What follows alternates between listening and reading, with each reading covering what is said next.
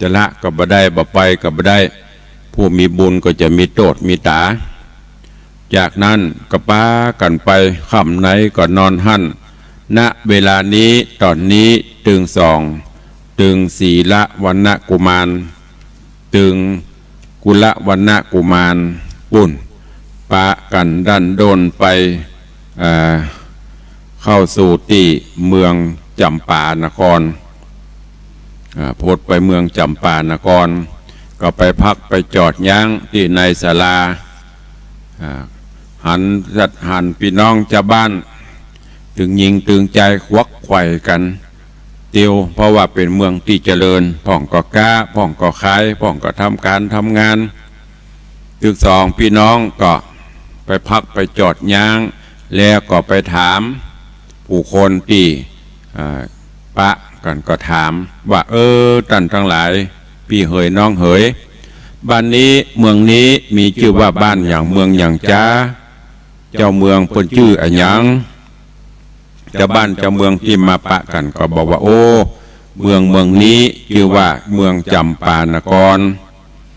มีองค์พญาเจ้าเมืองชื่อว่าพญาจำปาธิราชได้ปกครองบ้านปกครองเมืองที่นี้แล้วก็ที่เมืองนี้พ่อพญาเพิ่นก็มีลูกสาวอยู่คนหนึ่งลูกสาวคนนี้ชื่อว่าปทุมาก็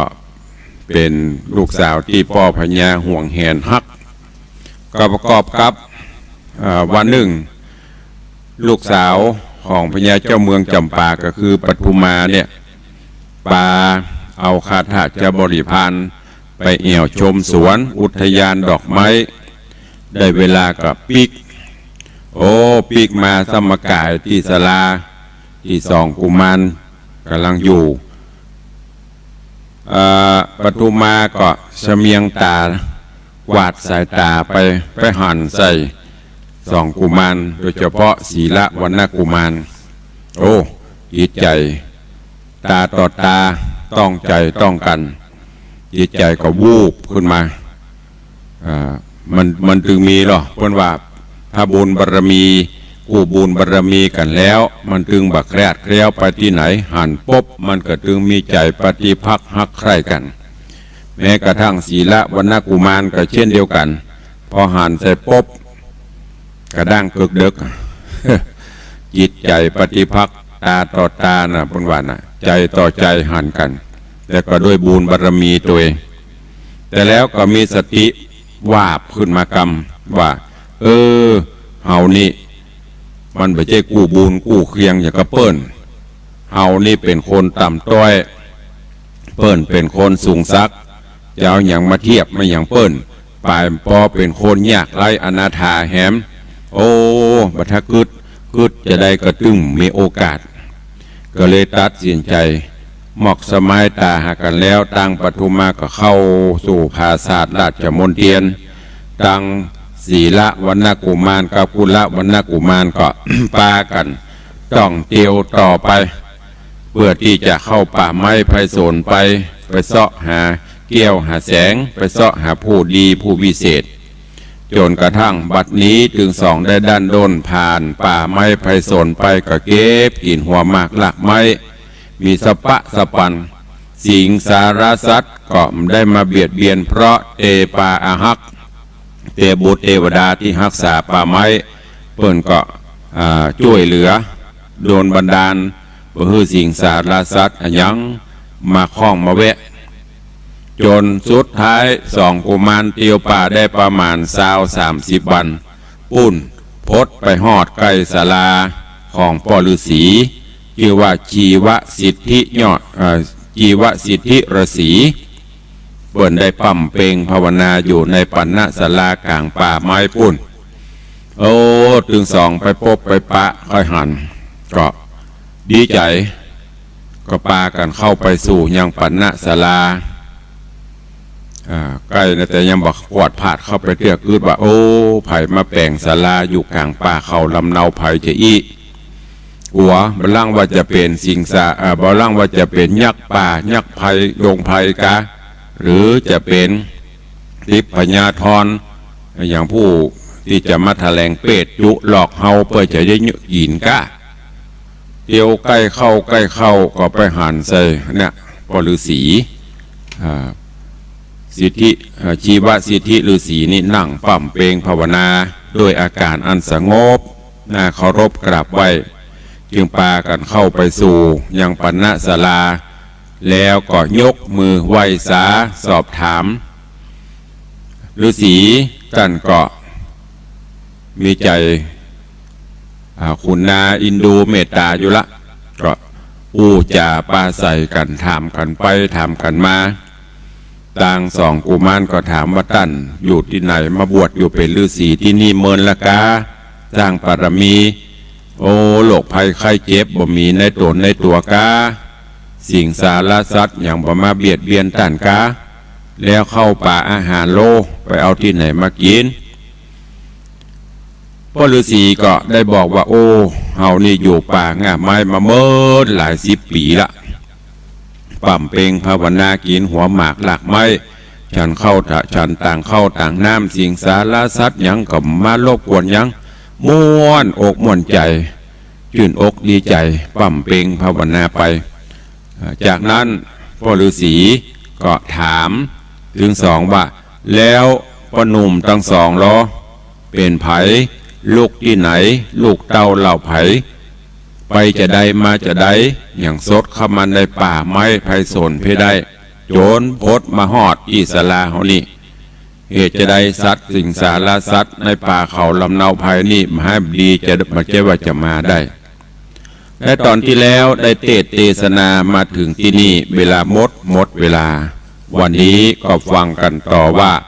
เรื่องราวของจักเข็บหัวแสงยักเป็นจะได้เจิญญาติโยมศรัทธาทั้งหลายตั้งอกตั้งใจรับฟังในตอนต่อไปณโอกาสบัดนี้ นะโมตัสสะภะคะวะโต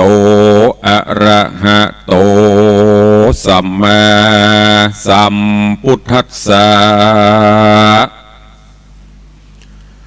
สาธะโบฟังลาโสตุจนะสัพพุริสะตั้งหลายตั้งหญิงและใจหนุ่มเท่าที่ปากันเล่าทาดาฟังยังราชธรรมเทศนาจะเข็บหัวแสงลำดับมาแถมแล้วเราขอเชิญศรัทธาหนุ่มเท่าหญิงใจตั้งหลายจงตั้งใจไม้ถ่อมทาดาฟังต่อไปนานี้และนาเมื่อนานหนอบมุนีหน่อยนาดจริงอภิวาทวันตาใครขี้ยะบอกเราตั้งแต่เก้าถึงไปโดยปริยายหลายและบอกเวียนแว่บทใด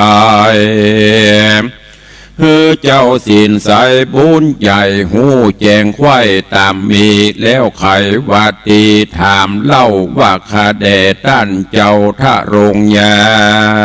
นอ่านว่าเกี้ยวเจียงคานพาเสดรัศมีเลิศเรื่องไรนายดงไพรป่าไม้กันต้านใดเกยหันขอไข่ปั่นกล่าวจีหือหูตีต่างไปแดดเตนาที่นั้นป่อเจ้าราศีตนวิเศษหูแจ้งเหตุหันไกลเล็งยานไปไข้จอดก็หูรอดตามรายว่าตนแห่งใจกำพระมานั่งต่อหน้ากองตาเป็นหน่อพุทธายอดซอยบ่ใจคนถอยสามานจีดงดานหูแล้วใจพ่องแผ่วหน้านำจริงไข่กำตันต่อว่าดูราปอดหน่อใจรามอ่านว่าเกี่ยวดวงงามเลอแล้วผากเป็นเกี่ยวกวนเมืองรัศมีเรื่องสองตองไปรอดห้องแดนไกลมีอยู่ในดอยใหญ่เฮาเคยได้หันมา เกี่ยวนั้นนาพาเสดมันบังเกิดติดบนหัวแห่งจะเข็บตัวยาวใหญ่ไผ่เอาบ่ได้ดีเลียงเหตุมันมาถลงฤทธีอาจกล้าภัยบ่อาจต่อตาพระโจรยักษ์ภัยโซนหยาบหายย้อนการป้ายตัวมันสัตว์โดงตันปากวางบ่อาจอ้างไปไกลจางผ่านภัยไกลโหดหลายร้อยโยชน์กันนาย้อมเป็นโดงนา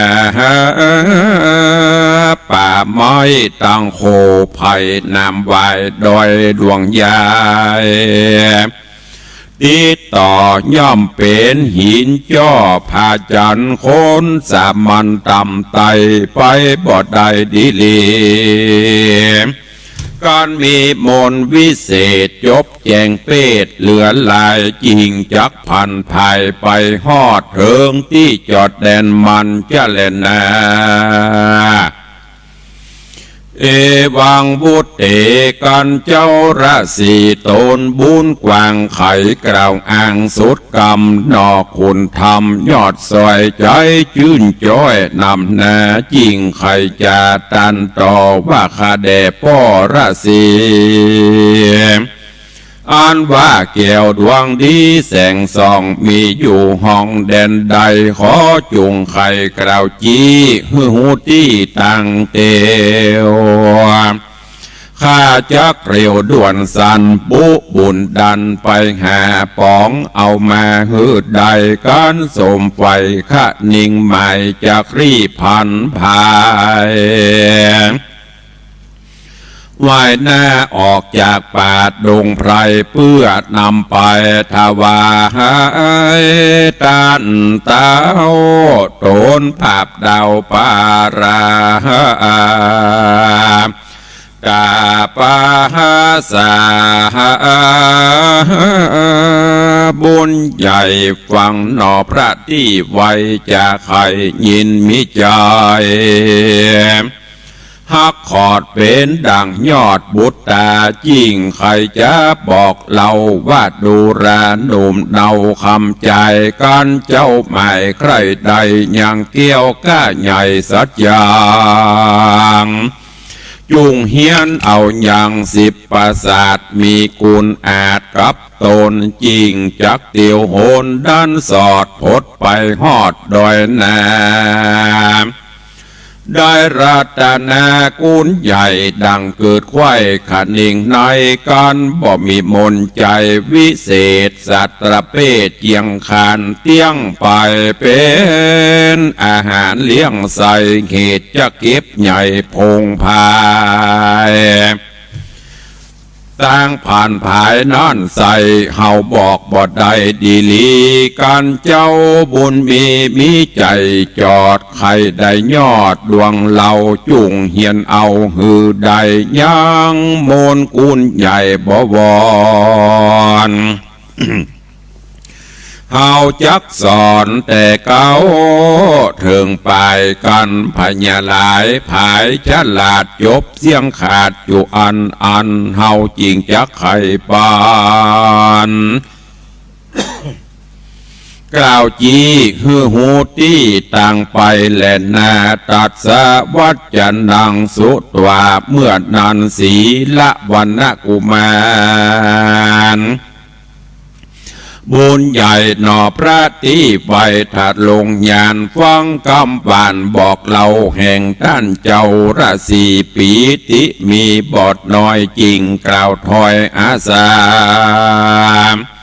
ขอเป็นบุตรตาลูกเต่าอยู่กับท่านเจ้าทะรงธรรมจีดงดำตนวิเศษหูจักเหตุหันไกลก็จะคาย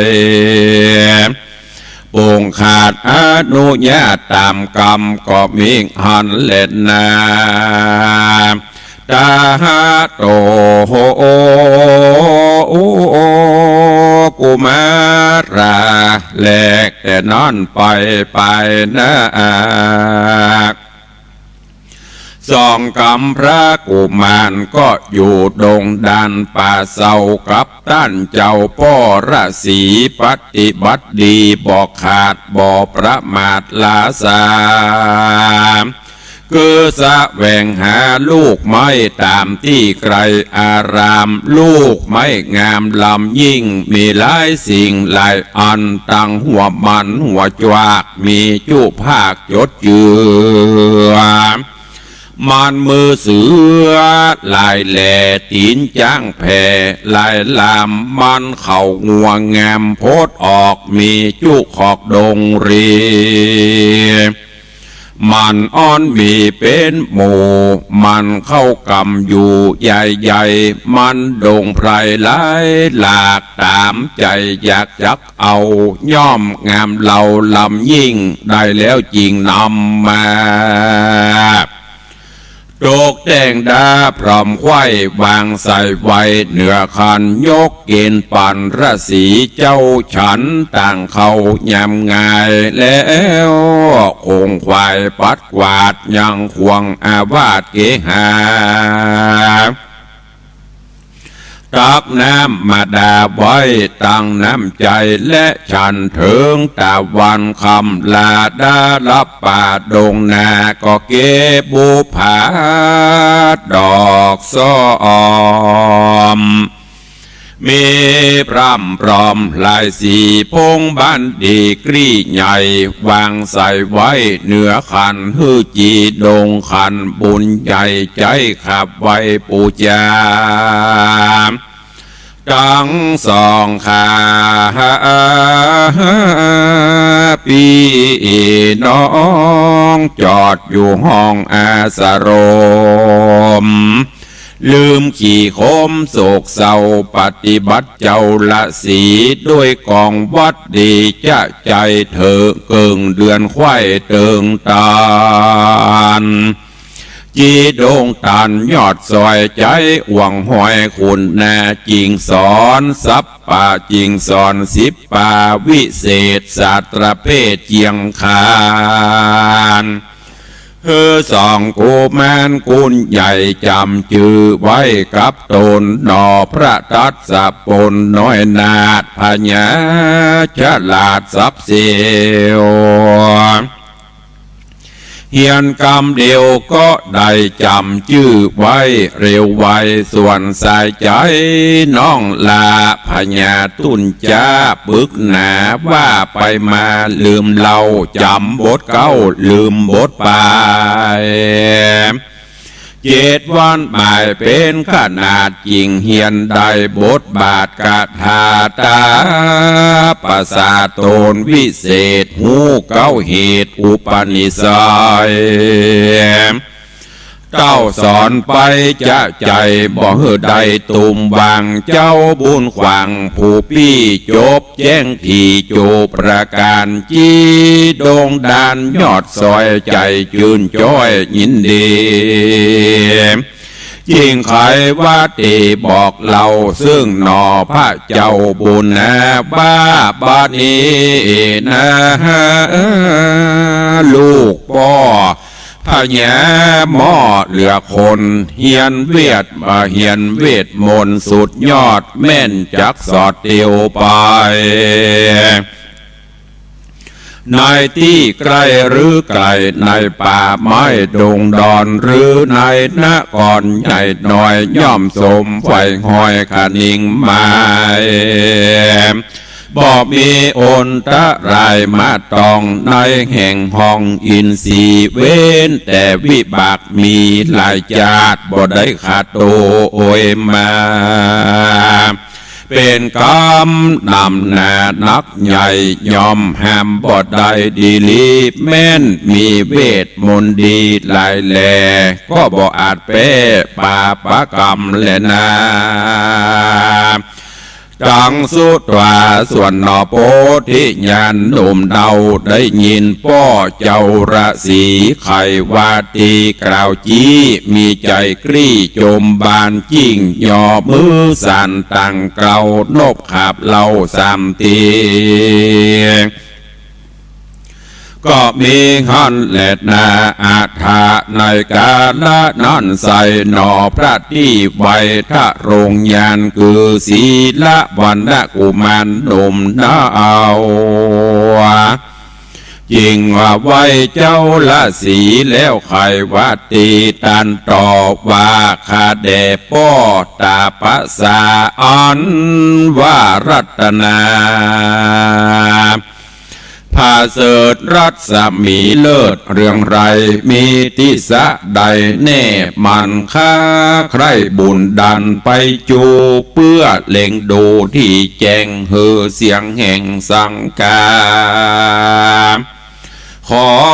ป้อคุณนาเก่าจีเฮือหูตี้ตั้งไปเจ้าสินใสยอดซอยจริงตอบถอยไข่กำว่าดูราบนนามเฮ้ยหนุ่มน่าเอากันตัวเจ้าคำใจใครผ่านภายสอดเอวไปพอเกี่ยวเรื่องไรป้อจักไข่กล่าวจีหือหูตี้ต่างเตียวเต้าหือคนเดียวเตียวกว่าอย่าปาน้องลาตัวไปเหตุน้องเตรียมใจนอนใส่ไปจบควายสับปะสิบป่าเงียวสัตว์ดงหน้าตัวหายหรือยักต้องพายดงดานมาปะปานตอดหน้าบ่อาจต่อตาพาโจรจักได้เมาวนต่ำก้อยตุกโศกหอยมองผ่านดอโปติญาณบุญใหญ่ขัดนิ่งควายหันตานจริงไข่ปานกล่าวอูหือน้องหูขี่ยาแล้วลาตาภาษาบ่จาเพื่อออกดันป่าดงดานก็มีหันและนาเนติตังขีญาสังวันนาวิเศษจาห้องเหตุธรรมเทศนาจะเข็บหัวแสงตอนที่11ก็บังโกมสมเร็จสะเดชพอออกไม่ออกศรัทธานาบุญทั้งหลายได้สดับหับฟังจะเข็บหัวแสงผ่านไปแหมตอนหนึ่งจบไปแหมตอนหนึ่งในตอนนี้สองกุมารคือศีละวรรณกุมารและกุลวรรณกุมารสองพี่น้องกำพร้าหน่อโพธิสัตว์เจ้าได้เดินตางเข้าป่าเข้าลำเนาไพรจนกระทั่งได้ไปพบไปปะกับพ่อฤาษีซึ่งได้มาบวชปั่มเปงภาวนาอยู่ในป่าไม้ไผ่สนก็ได้หลายปีดีดัก ซึ่งหลังจากที่ได้ไปพบไปปะใส่พ่อฤาษีคือสิทธิคือชีวสิทธิฤาษีพ่อฤาษีก็ได้ได้ได้จาสอบถามกันที่มาที่ไปเป็นลูกเต้าเหล่าไผ่ทั้งสองกุมารก็ถามพ่อฤาษีต่างคนต่างกันจนเข้าใจตรงกันพ่อฤาษีก็ฮับเอาสองกุมารไว้เป็นลูกศิษย์ลูกหาแล้วก็ได้บอกได้กล่าวตามที่ศีละวรรณกุมารได้สอบถามเกี่ยวกับเรื่องราวของแก้วแสงอันวิเศษพ่อฤาษีก็บอกว่าโอ้มิงโอ้ปุ่นมาอยู่ในป่าในดอยใหญ่ปุ่นติดหัวจะเข็บมาให้บดีไผ่เอาบได้ไปบถึงไผ่ที่จะไปนั่นก็จะต้องง่ายๆคือต้องมีของดีของวิเศษเต็มปูมเต็มตัวให้ก่อนสัพพะสิปกุลมนยำต่างๆจะต้องเต็มถ้าบ่อันไปบ่ถึงมีอันเป็นไปหมดเพราะฉะนั้นเจ้าจะต้องอยู่ศึกษาห้ำเฮียนศิลปะสิปกุลมนยำต่างๆก่อนเพื่อไว้ป้องกันตัวทั้งสองกุมารคือศีละวรรณกุมารโพธิสัตว์เจ้าและกุลวรรณกุมารก็ตกลงอยู่กับพ่อฤาษีปฏิบัติปัดปูหาหัวหมากหลักไม้หัวมันต่างๆเอามา คือปอฤาษีได้ครบได้ฉันปฏิบัติปัดปูเปี้ยวกวาดปันณศาลาเป็นระยะเวลาเมินปักมาเมินพอควรได้เดือนป่ายปอฤาษีก็หันว่าโอ้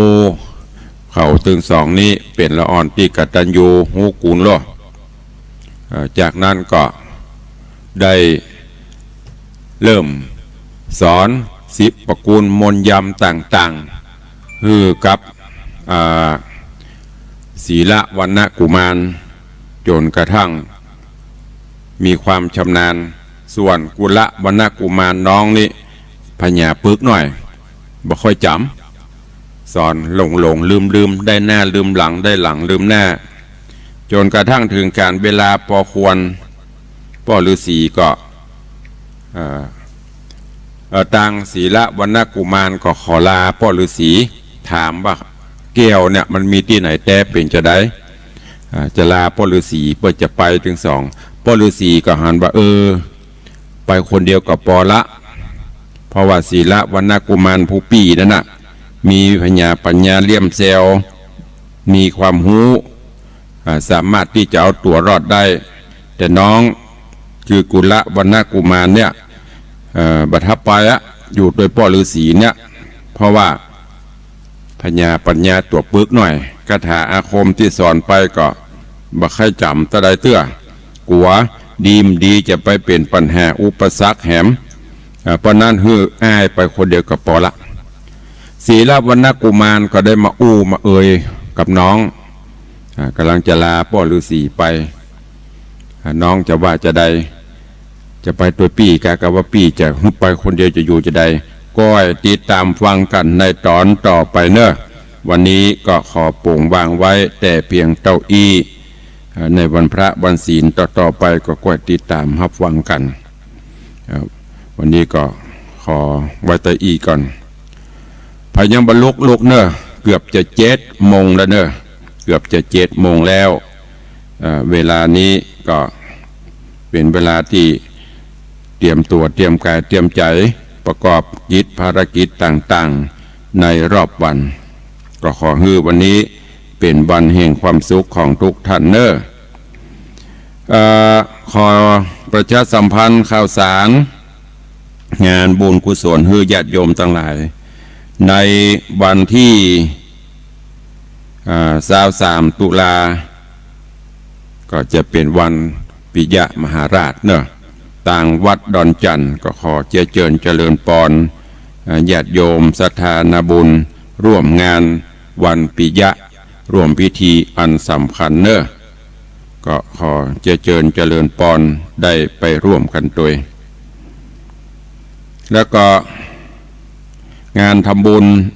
อายุวัฒนมงคลครบรอบ96 ปีพระเดชพระคุณหลวงปู่พระพรหมมงคลที่ปรึกษาเจ้าคณะภาค7เจ้าอาวาสวัดพระธาตุเจ้าสลีสีจอมตองในวันที่18ถึงวันที่22เนอะวันที่18ถึงวันที่22จะเจริญพรสาธุชนทุกท่านร่วมถวายมุทิตาสักการะพระเดชพระคุณหลวงปู่ในคราวครั้งนี้ตัวเองกิจกรรมงานก็มีหลายที่งานสลักพัดก็ยังมีอยู่หลายที่วันที่22นี้เช่นเดียวกันที่วัดตำนักตำบลดอนแก้วอำเภอสารปีจังหวัดเชียงใหม่หลายปิงหลายวัดวังสิงห์คำนี่ก็จะมีงานทำบุญสลักพัดแล้วก็ที่วัดป่าเดือตำบลขัวโมงอำเภอสารปีก็เช่นเดียวกันใกล้ๆกันนี้ก็จะมีงานตานสลักพัดเจิญญาติธรรมญาติโยมทั้งหลายเนอะได้มาร่วมโมทนาบุญสาธุด้วยกันร่วมกินร่วมตานในงานทำบุญตานกล้วยสลากที่วัดตำนักและวัดป่าเดือในวันที่22ที่จะถึงนี้ส่วนของทางวัดวังสิงห์คำตอนนี้กิจกรรมหรือว่างานบุญใหญ่บุญหลวงที่กำลังรอแรงจิตแรงใจแรงศรัทธาจากญาติโยมก็ยังรออยู่ก็คือการสร้างสารูปพระพุทธรูปพระเจ้าทองค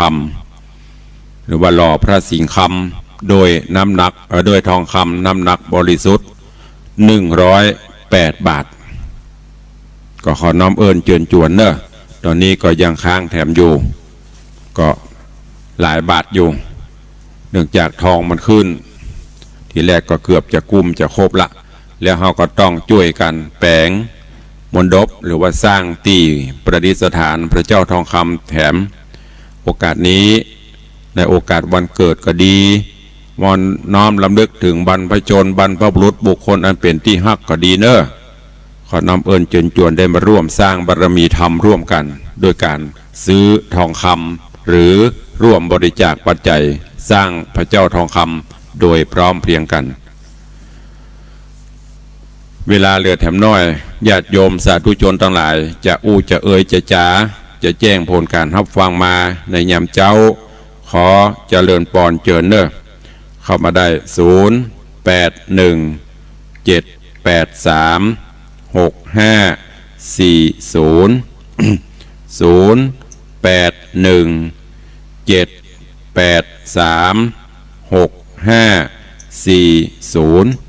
้ามาได้มีก็เอ่ยใครฟังอยู่ที่ไหนตั้งใดเข้ามาได้เนอตั้งใดฝนตกพ่องไผ่นอนหลับอยู่กับลูกเนอเตรียมภารกิจเตรียมการเตรียมงานที่จะต้องปฏิบัติกิจต่างๆโซนทางเหนือโซนทางใต้ใครฟังอยู่สัญญาณออกอากาศกาบอกออกอากาศกาจะได้เมตตาแจ้งเข้ามาตัวตะกี้มันดักไปตอนนี้ดีแล้วกะว่าดักไปแหมจะได้กะว่าตุลุงอู้คนเดียวแอบในห้องบ่ฮู้ใครฟังอยู่เด็กหญิงจันคำแสงบุญฟังอยู่ไหมเด็กหญิงปราณีพยัคฆ์ไคหพลฟังอยู่ไหมโซนทางใต้โซนทางเหนือเจริญปอนนมัสการเจ้าตุลุงฟังอยู่เลยเจ้าจากที่ไหนก็จากไม่คือเราจะเกิดเจ้าสัญญาณชัดดีเนาะเจ้าสัญญาณชัดเจนฟังจาก104เลยเจ้าสาธุเนอจากแม่คือดอยสะเก็ดรับฟังสัญญาณจาก104.50 วัดไฟหินสัญญาณชัดเจนดีเจริญปอนฮัลโหลนมัสการท่านพระครูเจ้าจากที่ไหนจากอันตังมะกล้วยปลาแปะกูเนอเดี๋ยวอันยังไม่เมี่ยงมาลงทานเขาแล้วนั่นน่ะโอ้บนโต๊ะหอยเนอวันนี้นะผมจะขึ้นก็โต๊ะจะนักท่านพระครูฟังจากวัดหนองกายเนาะเจ้า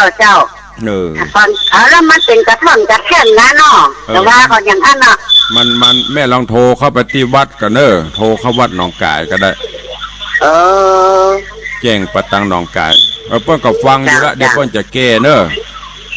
เจ้าเจริญปอนขอบคุณเนอเจ้าไว้แม่ยังก็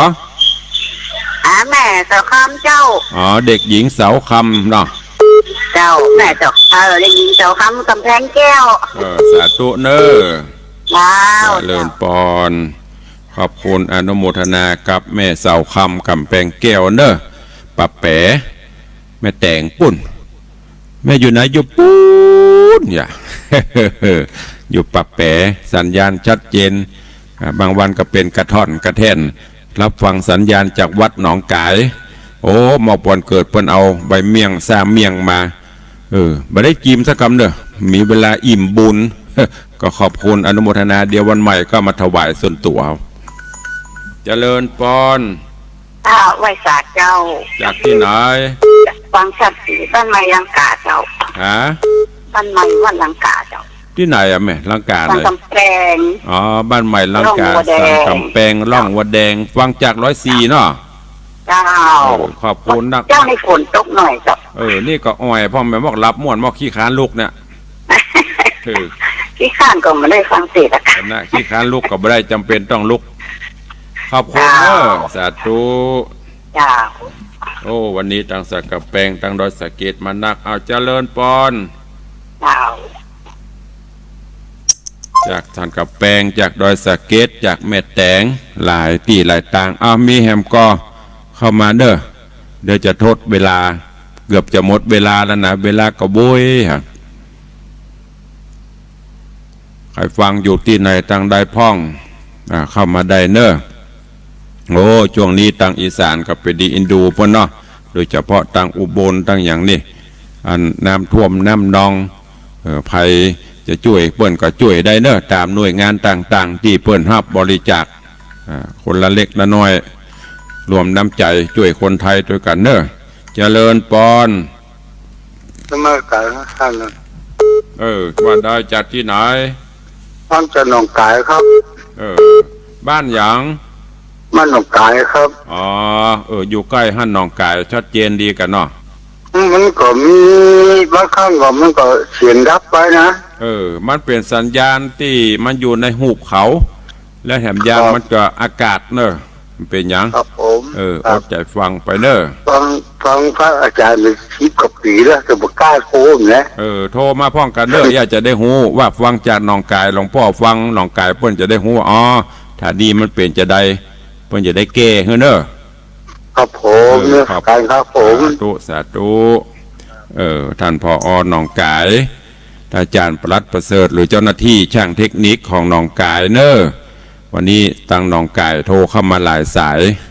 เสียงมันเป็นกระท่อนกระแท่นปูดหายก็แก้ไขตัวกรรมเนอะอันนี้ตั้งญาติโยมผู้ฟังใหญ่กี่อีป่อว่าฟังมาเป็น10 กว่าปีกระแตตุลุงจัดมาวัดหนองกายก็ถ่ายทอดมาร่วมกันกับวัดไฟหินก็เป็น10 กว่าปีละอยู่กับศรัทธาญาติโยมมาเนอะโทรเข้ามาจะเปิ้นจะหูต่างเจ้าหน้าที่ช่างเทคนิคแต่ละสถานีเปิ้นจะได้ปรับปรุงถ้าดักปิ่งฟังกะแต่บักกล้าโทรฟังกับบ่ได้โทรนะผลประโยชน์ก็ตกอยู่ที่ญาติโยมเนอะตุลุงก็แจ้งไปเจ้าหน้าที่เปิ้นฟังเพื่อจะได้แก้ไขเนอะเจริญปอนนมัสการเจ้าอันนี้ก็ฟังจากว่าหนองกายเหมือนกันแต่ว่าตะกี้สัญญาณทางกับลำหมอนมันหายไปแล้วก็ปีกมาทำกรรมตุ้ลุงกับเราเห็นแล้วมันนอนขาดตามไปหน่อยเจ้าตะกี้ก็แจ้งไปละต่างปนเดี๋ยวเปิ้นกับฟังเพื่อจะแก้ไขเนอะบางโง่ตังตุ้ลุงในวังตะปนฝนตกกับเจ้าตกกะตั้งเพกับตกนักเนี่ยละก็ตั้งแต่ตี 4มาจนมาเดี๋ยวนี้ก็กระปิดกระปอยเริ่มหายไปแล้วเจ้าตอนนี้ที่นี่หายละกวาดขี้เงี้ยหลงลืมละหมอกหมวกขอบคุณเนอะกรรมนมัสการเจ้าไว้สาก็ขอบคุณทุกเสียงทุกสายเนอะที่โทรศัพท์เข้ามาร่วมมาแจ้งนี่แหละคือผลประโยชน์ของทุกท่านเดี๋ยวทางวัดหนองกายเปิ้นก็จะได้แก้ไขสัญญาณเนอะวันนี้เวลาหมดเวลาขอนำรายการจากไปก่อนเนอะอยู่ดีมีสุขเหมือนกันจุตนจุองจุผู้จุโคนเนอจัตตาโรธรรมาวตันติอายุวันโนสุขังภะลัง